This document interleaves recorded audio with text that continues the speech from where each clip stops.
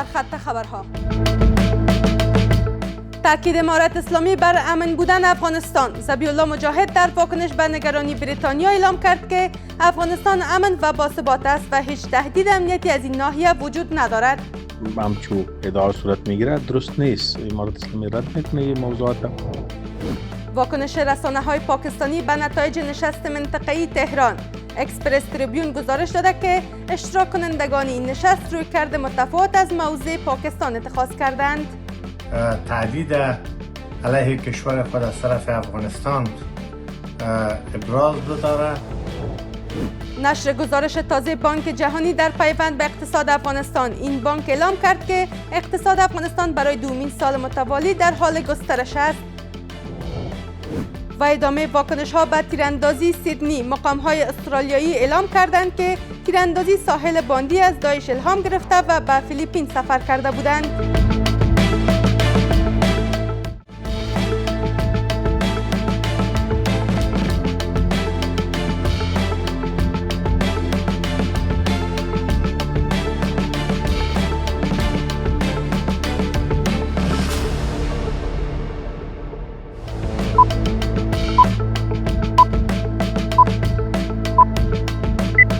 سلام و وقت شما بخیر. به مجموعه خبر این ساعت از میز خبر خوش آمدید. امروز سه‌شنبه 25 قوس 1404 هجری خورشیدی است که برابر میشد با 16 دسامبر 2025 میلادی. مشروع خبرها. ذبیح الله مجاهد سخنگوی امارت اسلامی در واکنش به نگرانی‌های وزارت خارجه بریتانیا مبنی بر امنیت سفر به افغانستان گفت که افغانستان امن و باثبات است. به گفته آقای مجاهد اکنون هیچ تهدید امنیتی از ناحیه افغانستان وجود ندارد. گزارش از نستر نمیری. ذبیح الله مجاهد سخنگوی امارت اسلامی در واکنش به نگرانی‌های وزارت خارجه بریتانیا مبنی بر امنیت سفر به افغانستان تاکید کرد که این کشور امن و باثبات است و هیچ نوع تهدید یا خطر امنیتی در آن وجود ندارد. امارت اسلامی افغانستان اطمینان میده که افغانستان جای امن و سکون است و هیچ نوع تهدیدی جا وجود نداره. این گاهی وقت تشویش‌هایی که ظاهر میشه یا گاهی وقت همچون ادعا صورت میگیره درست نیست. امارت اسلامی رد میکنه این موضوعات. افغانستان امن است، ثبات است و هیچ تهدیدی برای کسی در اینجا وجود نداره. با این حال وزارت خارجه بریتانیا در اعلامیه‌ای به شهروندان خود توصیه کرده است که به دلیل درگیری‌های اخیر در امتداد خط فرضی دیورند و وضعیت امنیتی نامناسب از سفر به افغانستان خودداری کنند. این وزارتخانه همچنین اعلام کرده است که ارائه خدمات قنسولی حضوری در افغانستان ممکن نیست و توانایی دولت بریتانیا برای کمک مستقیم بسیار محدود است. بریتانیا وقتی از مردم خود خواسته که به افغانستان سفر نکنن و عمود تهدیداتی بوده و او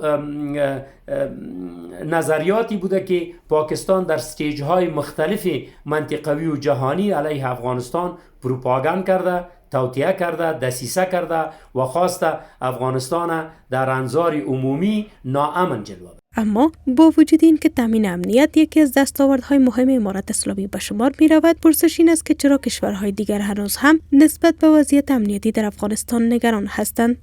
صدور این اعلامیه از طرف کشورهای مشترک المنافع خاصتا بریتانیا بر شهروندانشان که شما به افغانستان سفر نکنید مبنی بر تهدید ماهیچه‌واری سیاسی هست. در بیشتر از 4 سال گذشته یک بحث حکومتداری امارت اسلامی افغانستان امنیت بوده و ایرا او میفهمند که در افغانستان تامین امنیت سراسری هست. نگرانی‌های اخیر کشور بریتانیا در مورد عدم امنیت و خطرات احتمالی از خاک افغانستان و همچنان عدم سفرهای شهروندان کشور بریتانیا به افغانستان هیچ توجیه ندارد. بریتانیا پیشتر نیز به شهروندان خود هشدار داده بود که از سفر به افغانستان خودداری کنند و تنش‌های اخیر در خط فرضی دیورند نیز باعث بازبینی توسعه‌های سفر برخی کشورها شده است. با این حال هرچند پس از روی کار آمدن دوباره امارت اسلامی در افغانستان این کشور شاهد ورود گردشگران زیادی از کشورهای مختلف بوده است که نشان دهنده افزایش علاقه بین المللی به سفر به این کشور را نشان می‌دهد. اکسپرس تریبیون گزارش داده که اشتراک کنندگان نشست منطقه‌ای تهران رویکرد متفاوت از موضع پاکستان در قبال افغانستان اتخاذ کردند.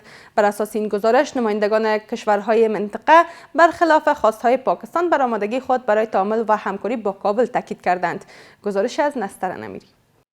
نشست دو روزه نمایندگان ویژه کشورهای همسایه افغانستان به میزبانی تهران با تمرکز بر ثبات منطقه‌ای و هماهنگی در قبال تحولات افغانستان به کار خود پایان داد. نشستی که به گفته روزنامه اکسپرس تریبیون در آن رویکرد متفاوت از موضوع پاکستان از سوی دیگر شرکت کنندگان اتخاذ شد. بر اساس این گزارش، هرچند در جریان گفتگوها به نگرانی‌های امنیتی ناشی از وضعیت افغانستان اشاره شد، اما اغلب هیئت‌های حاضر برخلاف خواست‌های پاکستان بر آمادگی خود برای تعامل و همکاری با کابل تاکید کردند. پاکستان که همیشه در قبال افغانستان موضع خصمانه را اتخاذ کرده و در این کنفرانس میخواست تهدید علیه کشور خود از طرف افغانستان ابراز بداره. در همین پیوند برخی آگاهان میگویند که نارضایتی پاکستان از نشست‌های منطقه‌ای به ویژه نشست تهران ریشه در اهداف پنهان و برنامه‌های استخباراتی این کشور دارد، برنامه‌هایی که به گفته آنان با منافع جمعی کشورهای منطقه همخوانی ندارد. کشورهای منطقه با دایر کردن نشست‌ها به خصوص نشستی که در تهران تدبیری‌ها می‌دانند که پاکستان ذریعه استخبارات‌های بزرگ یک دیدگاه متفاوت‌تر و اهداف متفاوت‌تر دارد که باعث نگرانی کشورهای منطقه شده.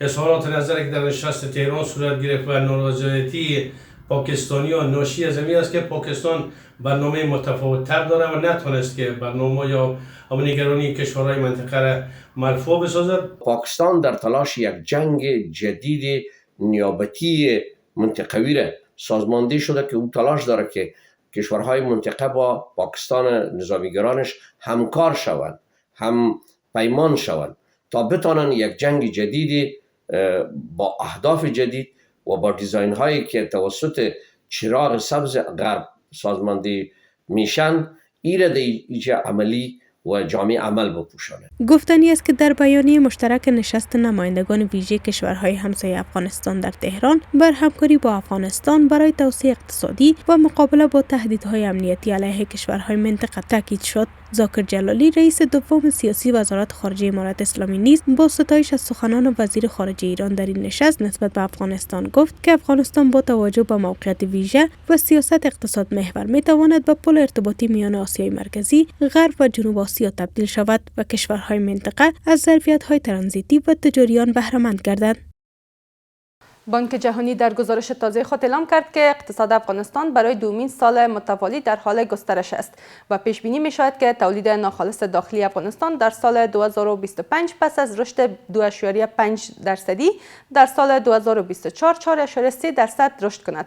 در بخش از گزارش آمده که بخش کشاورزی در افغانستان همچنان مقاوم است و با وجود خشکسالی شدید به رکورد تازه برداشت گندم آبی دست یافته است و بر علاوه معدن و ساخت و ساز همچنان از تولیدات اقتصادی حمایت می‌کند.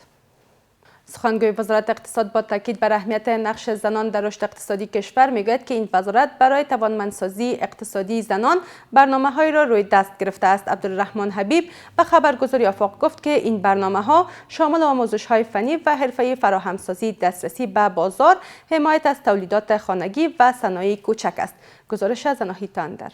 با توجه به اهمیت نقش زنان در رشد اقتصادی کشور، وزارت اقتصاد نقش زنان را در این روند کلیدی و اثرگذار می‌داند. عبدالرحمن حبیب سخنگوی این وزارت به خبرگزاری آفاق گفته است که وزارت اقتصاد برنامه‌های برای تقویت و توانمندسازی اقتصاد زنان روی دست گرفته است. با گفته او این برنامه‌ها شامل آموزش‌های فنی و حرفه‌ای، فراهمسازی و دسترسی به بازار، حمایت از تولیدات خانگی و صنایع کوچک است که هدف آن ایجاد فرصت‌های شغلی برای زنان به ویژه در مناطق روستایی می باشد. د هیواد په اقتصادي بیارغونه کې میرمنې د پام وړ برخه لري. د اړوند ادارو لخوا میرمنو لپاره په اقتصادي او سوداګریزو فعالیتونو کې لازمې اسانتیاوې برابرې شوي. د کوچنیو تشبثاتو حمایت، د لاسي صنایعو وده او د کورني تولیداتو بازارموندنې برخې ته هم پوره پاملرنه شوې ترڅو میرمنو لپاره د کورني اقتصاد د ودې او د کارموندنې فرصتونو برابرولو ته لاره هواره شي. پیش از این اتحادیه اروپا و نهاد IFC از ایجاد برنامه ثبات بخشی سکتور خصوصی افغانستان را به منظور ایجاد فرصت‌های کاری و پیشبرد بهبود اقتصادی خبر دادند. اتحادیه اروپا در اعلامیه گفته است که در چارچوب این برنامه از کسب و کارهایی که توسط زنان، عودت کنندگان و بیجا شدگان داخلی مدیریت می‌شوند به گونه ویژه حمایت خواهد شد.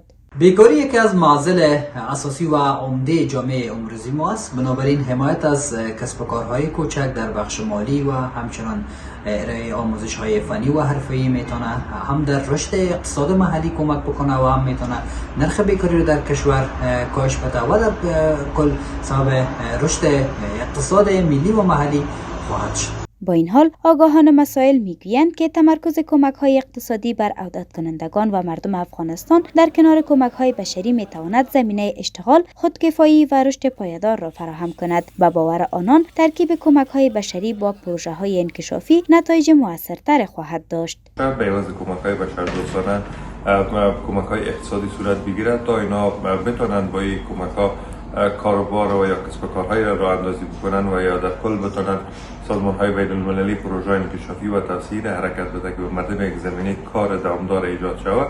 بدون شک میتونه خیلی مسئولیت بلند اقتصادی داشته باشه نسبت به اینکه منها کمک‌های بشردوستانه بکنند. گفتنی است که افغانستان در حال حاضر با 3 بحران بزرگ، ورود موج گسترده مهاجران، تغییرات اقلیمی و کاهش کمک‌های بشردوستانه مواجه است که بیش از هر زمان دیگر به کمک‌های بشردوستانه نیاز دارد.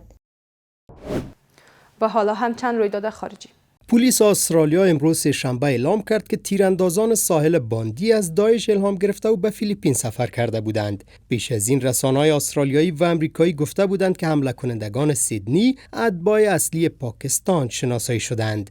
به گفته پلیس این 2 مرد ماه گذشته به فیلیپین سفر کرده بودند و زوایای بیشترین سفر زیر بررسی قرار دارد. دونالد ترامپ رئیس جمهور آمریکا به دلیل آنچه ویرایش افتراآمیز سخنرانیش در 6 ژانویه 2021 می‌خواند شکایت 10 میلیارد دلاری علیه شبکه بریتانیایی BBC ثبت کرد. با گزارش شبکه خبری CBS این شکایت که دیروز دوشنبه 24 قوس در دادگاه منطقه‌ای جنوب ایالت فلوریدا ثبت شد، شامل یک فقره افترا و یک فقره نقض قانون رویه‌های تجاری آن ایالت است. کمیته بین‌المللی نجات در گزارش تازه نسبت به بی‌نظمی جهانی جدید با افزایش بحران‌های بشردوستانه و فروپاشی حمایت‌ها هشدار داده است. در گزارش آمده که جنگ در جهان به ابزار برای سودجویی تبدیل شده است. این هشدار به دنبال گزارش سالانه فهرست اضطراری این کمیته صادر شده که 20 کشوری را که بیشترین خطر بحران‌های انسانی را دارند شناسایی می‌کند. برای سال 2026 سودان، سرزمین‌های اشغالی فلسطین و سودان جنوبی در فهرست در صدر قرار دارند. سپاسگزاری میکنم از همراهی شما. تا این دم به همین ترتیب رسیدیم به پایان مجموعه خبری این ساعت از میز خبر. تا دیدار بعد، بدرود.